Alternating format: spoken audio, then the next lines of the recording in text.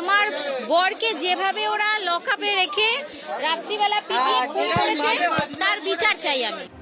তৃণমূল কর্মীকে থানায় পুলিশের বিরুদ্ধে উঠেছে পিটিয়ে মারার অভিযোগ। পুলিশের লকআপে বা হেফাজতে মারা গেছে, এটা তো দিনের আলোর মতো সত্যি। মৃত তৃণমূল কর্মী বীরজু কেওট কাঁচরাপাড়া পুরসভার প্রাক্তন চেয়ারম্যান কমল অধিকারীর ঘনিষ্ঠ বলে পরিচিত ছিলেন। তার স্ত্রী কাঁচরাপাড়া পুরসভার 23 নম্বর ওয়ার্ডের প্রাক্তন তৃণমূল কাউন্সিলর। তোলাবাজি, মারধর সহ একাধিক অভিযোগে বৃহস্পতিবার তৃণমূল কর্মী বীরজু কেওটকে গ্রেপ্তার করে হালিশহর থানার পুলিশ। শুক্রবার তার 5 দিনের পুলিশ হেফাজতের নির্দেশ দেয় আদালত। তাকে নিয়ে আসা হয় হালিশহর থানায়।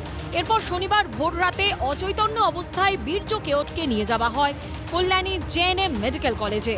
চিকিৎসকরা তাকে মৃত ঘোষণা করেন। এই হাত দুটোকে বেঁধে মারা হয়েছে, এইখানে দড়ির একটা স্পট আছে, পায়েও বেঁধে মারা হয়েছে, পায়ের নিচে কালো কালো হয়ে গেছে, সম্ভবত গরম জলের ওপরে হয়তো ওর পাটা রাখা হয়েছিল, আর পেরেক দিয়ে মারা হয়েছে। ঠিক এই পোর্শনে দুটো ফুটো আছে। পুলিশের গাফিলতি প্রমাণিত, কারণ তাদের কাস্টডিতে মারা গেছে।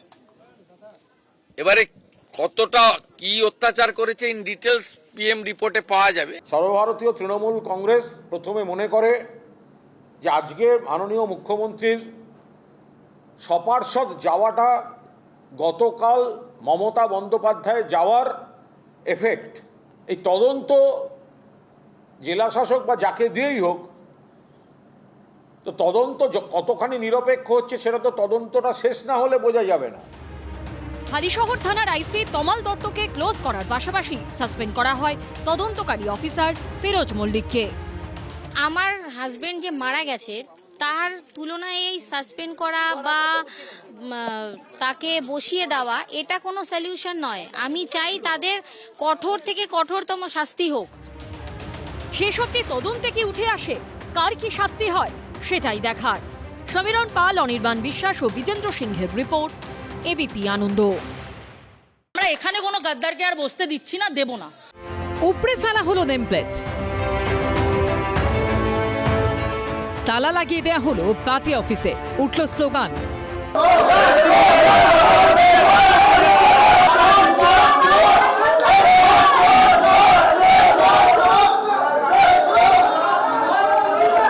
আমরা চাবি দেব না, আমরা চাবি মেরে দিয়েছি, কারণ কোনো গাদ্দারে দুলাল দাস ঠাকুর ভবনে জায়গা হবে না। এটা আমাদের অনেক শ্রদ্ধার একটা জায়গা, আর আমাদের নেত্রীর নাম মমতা বন্দ্যোপাধ্যায়।